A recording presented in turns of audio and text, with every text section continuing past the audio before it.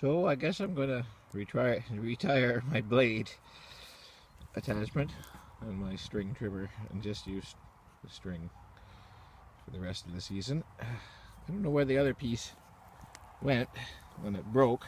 This is the piece that hit me in the leg. But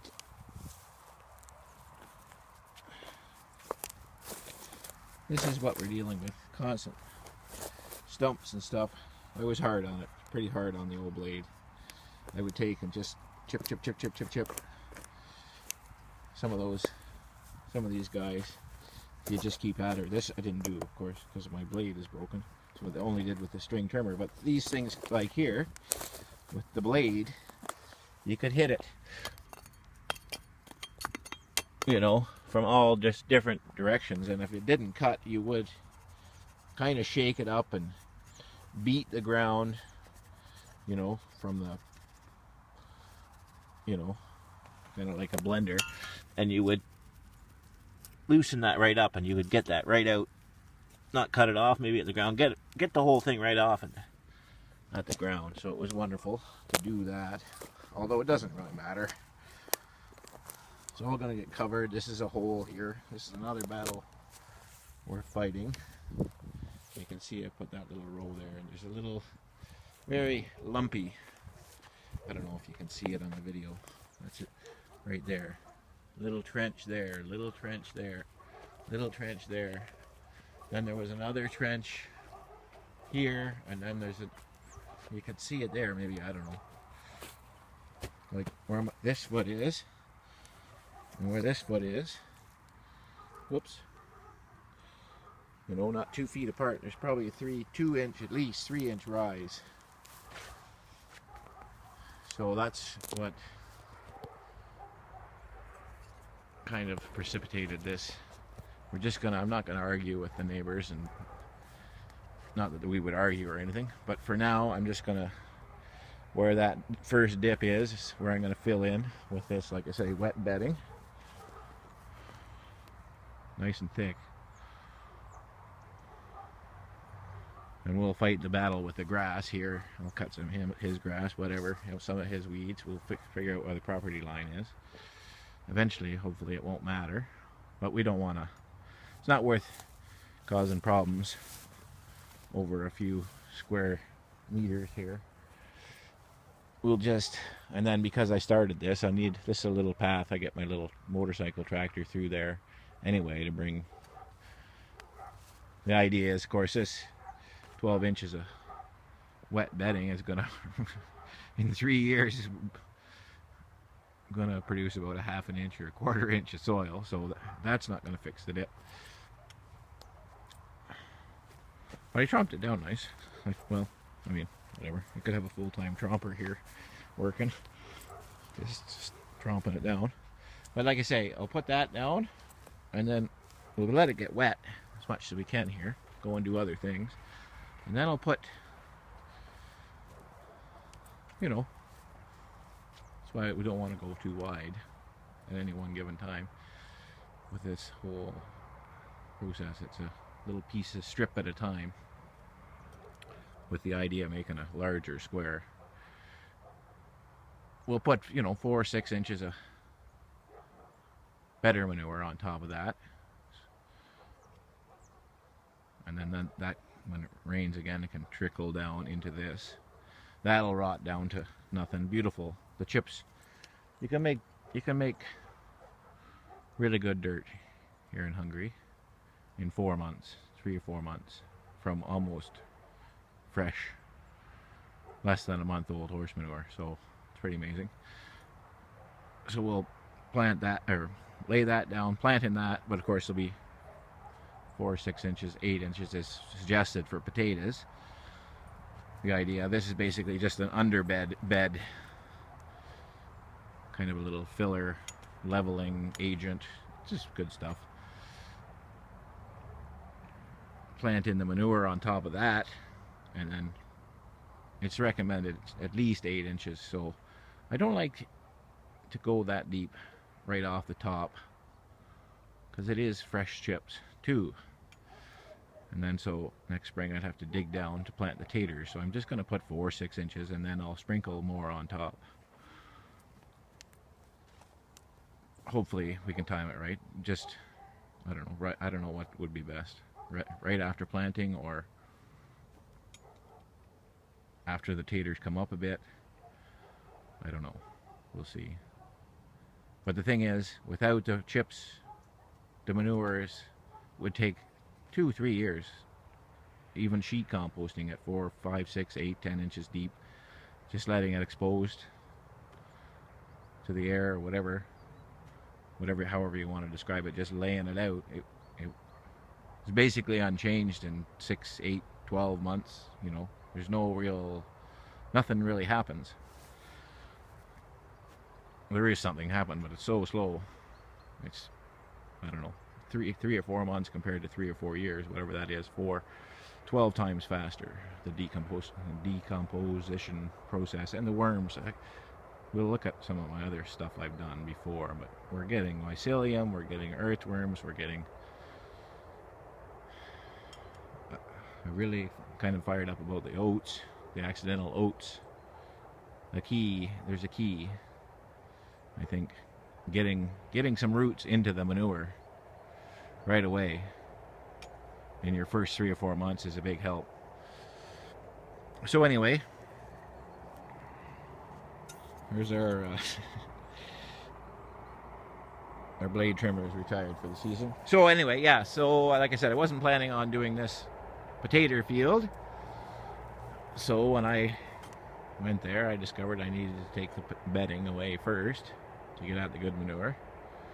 So I had to come and fire up the old string trimmer, blade trimmer. I changed the blade yesterday specifically to do this last, you know, I knew I wanted to do the last areas right down to the ground. But I did a little spot and my blade broke. So I had to switch over to the string trimmer, and you know what? I'll do this again, of course, because it's only the string trimmer, but it's so much quicker. It's 10 times faster to do. So, but anyway, I had to stop. So that's my 5th load today of that bedding. Here's my my last tree. So yeah, this area is also going to be, we're just prepping it actually. The taters are gonna, I'm gonna plant pear and apple and finish this row along here too. So we're just kind of prepping it for fruit trees. We're just growing potatoes and for fun. In the meantime, all the pears and apples grow. So this is the beautiful load of wet leaves. Again, things go so quick here. These leaves have been sitting on the street for a week or 2 weeks. Well, they were here before the wife came, so it's 3 weeks. And look, it's already dirt. Some of it's turned into dirt. A little bit of street garbage, but again, this was you can see maybe there, poor plowing or whatever, just silliness between the neighbors or whatever reason, a little dip there. So before we cover this with manure, again these beautiful leaves, 6 or 8 inches deep, that'll over time will rot down to maybe a 1/4 inch, but it'll be beautiful soil. And like I said, there was some beautiful fat juicy worms. I captured a couple and threw them in by hand, so I'm sure there was some in the leaves themselves as I forked them in.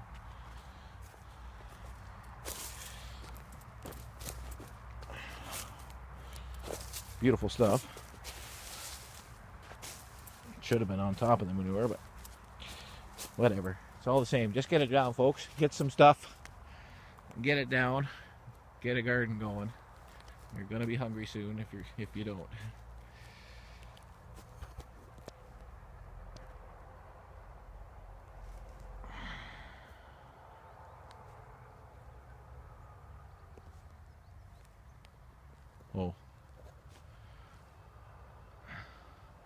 prune my acacia forest for the second time in 30 days or 40 days. Right. Last was August 10th. I probably had about, I don't know, 500 or 600% growth in about 40 days. So I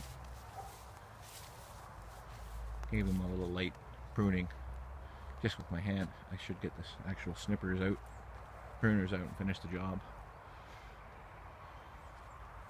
And lopped off on average a foot, 2 foot, foot and a half off the tops of most of these. Just incredible growth. Here's a comparison to an acacia. Same thing, growing out of the stump of a tree. So all the advantages in the world of a huge tree, root system, no mulch, no pruning. This is what you get. In the same amount of time, mulching, pruning. I don't know if, I just don't know. There's the canopy species here is our walnut. She's an odd shaped one. I don't know if it can be any more clear. Look at the sickly yellow. There's a couple of good leaves, green leaves on that. But look at the sickly yellow. Another one. I don't know. I don't know how you can argue with that. Conventional wisdom says this guy always got no competition. He's all by himself. He should grow much faster. These are all I actually trimmed, cut out. Some of them it was too thick. It's going to be insane. Like that clump right there of 3. Well, there's a 4 or 5. I cut 1 or 2 out of there. There was one here of this beautiful, nice. Two guys here. There was 3 or 4. I cut them. I must have had my pruners actually, or I couldn't cut them. But I didn't do a complete job. But I can't make it any more clear to you people.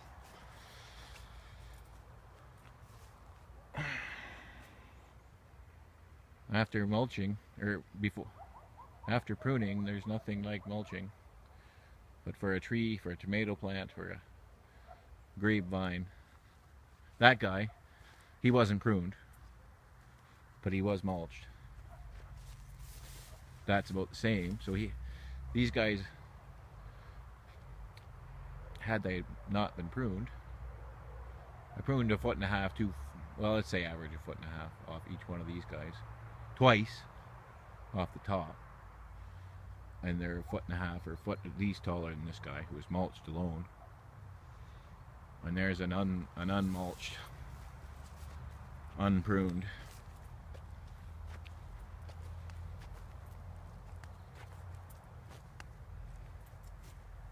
Some more here. Can't make it any more clear to you folks. Take care.